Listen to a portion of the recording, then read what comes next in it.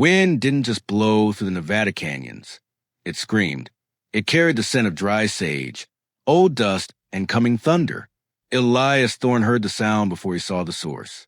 It wasn't the wind. It was a human voice. High, thin, breaking against the timber of his old barn. He climbed down from his buckskin horse, joints popping like dry kindling. But in this country, 55 felt like 100. He'd seen the Civil War smoke in Virginia. He'd buried a wife and a dream of a quiet life long ago. Now he just lived. He pulled his Winchester from the scabbard. Slow, steady, he pushed open the barn door. The light inside was golden, sliced into thin ribbons by the gaps in the wallboards. In the center of the floor, knee-deep in the winter's hay, was a woman. Her dress was a ruin of blue calico, torn at the shoulder. Her hair was the color of a sunset, but it was matted with burrs and dirt. She was digging. Her fingernails were broken, bleeding into the straw. She didn't hear him. She just kept sobbing a rhythmic, desperate sound. "It's too deep," she choked out. Her voice was raw, like she'd been screaming for miles. "I can't get it out. Please, it's too deep." Elias didn't move. He kept the rifle low. She bolted. She tried to stand, slipped in the loose hay, and fell back. She looked at him with eyes that didn't see a rancher. They saw a monster. She scrambled backward, her hands still clawing at the haystack behind her. "Don't," she whispered. "Please. That's all I have left." Elias took a breath. The barn smelled of dry alfalfa and old leather. "I ain't gonna hurt you, but you're bleeding on my winter feed, and you look like—" She didn't answer.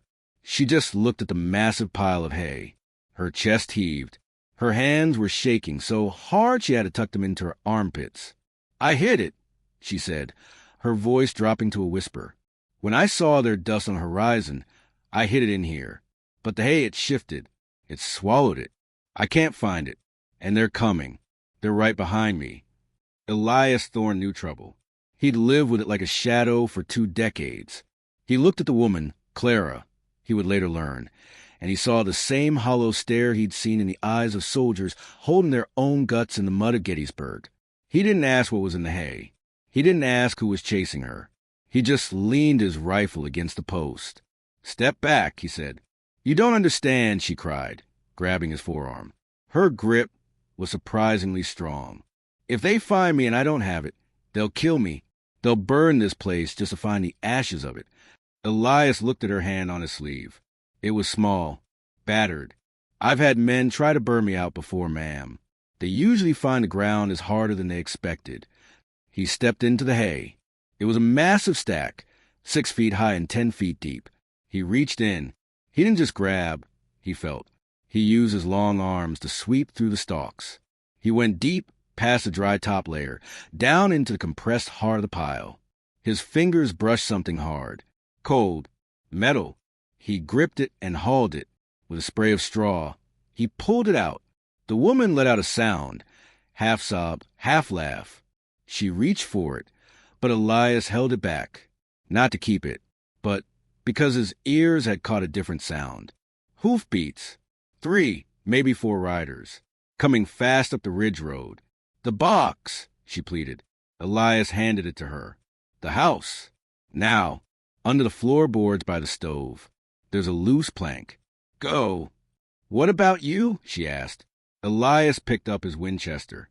He checked the lever, one in the chamber. "I'm going to go see some guests who didn't call ahead." The riders pulled up in a cloud of choking white dust. There were 4 of them. They wore fancy vests and leather duster coats that cost more than Elias's entire ranch. The man in the lead had a silver badge pinned to his chest. Sheriff Miller, a man whose reputation was as oily as his hair. "Elias," Miller said, tipping his hat. The sun was dipping low, casting long, bloody shadows across the yard. Quiet evening. It was, Elias said. He stood on his porch, the rifle resting in the crook of his arm. "Looking for a girl," Miller said. He spat a stream of tobacco into the dirt, stole something precious from the county vault. A real Spitfire. Red hair, blue dress. Probably looks like she's been dragged through a hedge. "Ain't seen no Spitfires."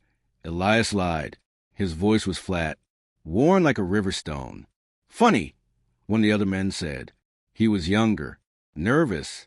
He kept touching the pearl handle of his revolver. "Her tracks lead right up your jaw. Old man." Elias shifted his weight. "Tracks in this dust are like rumors. They change with the wind. You're trespassing, Miller, and your jurisdiction ends at the creek bed." Miller smirked. It wasn't a friendly look. It was the look of a man who knew he had the bigger gun. "I'm making an exception today, for the sake of the law." "The law," Elias said, "is usually what people cite when they're about to do something illegal. Turn your horses. Now." For a moment, the air got tight, the kind of tightness that happens right before lightning strikes. Miller looked at the Winchester. He looked at Elias's eyes. He saw a man who had nothing left to lose, which made him the most dangerous man in the territory. "We'll be back, Elias," Miller said. "And when we come, we won't be asking. We'll be searching." They turned their horses and rode off, but they didn't go far. They set up camp just beyond the property line. For small campfires like red eyes watching a ranch. Elias went inside. Clara was sitting at the table. The iron box was sitting in front of her. She hadn't opened it. She was just staring at it. "They're waiting," she said. He ground the beans by hand. The sound was a low, steady crunch. He smelled the bitterness of the roast. He boiled the water. He poured it slowly. He handed her a tin cup. "Drink," he said. "The night's going to be long." "My father was a surveyor for the railroad," she said softly. Her voice was steadying now. "He found out what Miller and the governor were doing. They were redirecting the line through land they bought up under dead men's names. Tens of thousands of acres. They were going to make a fortune on the back of every farmer in this valley." She tapped the iron box. "The deeds are in here. The real ones. Not the forgeries Miller has in the vault. My father died trying to get this box to the circuit judge. They killed him in an alley in Carson City. I've been running for 6 days. Elias sat across from her. He looked at his own hands. They were scared, calloused. "Why my ranch?" he asked. "I remember my father talking about you," she said. "He said if I was ever in a corner, to find a man who wouldn't bend. He said Elias Thorne was the only man in Nevada who couldn't be bought, because he didn't want anything the world had to sell." Elias looked out the window at the distant campfires. "I just wanted to be left alone," he muttered. "Sometimes," Clara said, "the world won't let you be alone until you finish what you started." They sat in silence for a long time. The fire in the stove crackled. It was a heartbeat for the room. Elias watched her. She wasn't a victim anymore. She was a witness. Later that night, he cleaned her wounds. He used a clean cloth and a bit of whiskey. She didn't flinch. She just watched him. "You're a soldier," she said. "A long time ago," he replied. "Do you ever stop being one?" Elias paused, the wet cloth in his hand. "No, you just stop wearing the uniform. But the war stays in your bones. It wakes you up at 3 a.m. It makes you check the locks twice." Before we see how Elias Thorne faces the 4 men waiting in the dark, let me ask you something. Have you ever had to stand your ground when everyone else was telling you to run? Have you ever had something so precious you'd risk your life to hide in the hay?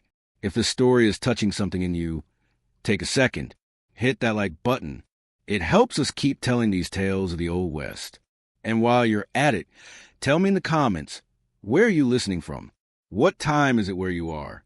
We love hearing the different corners of the world these stories reach.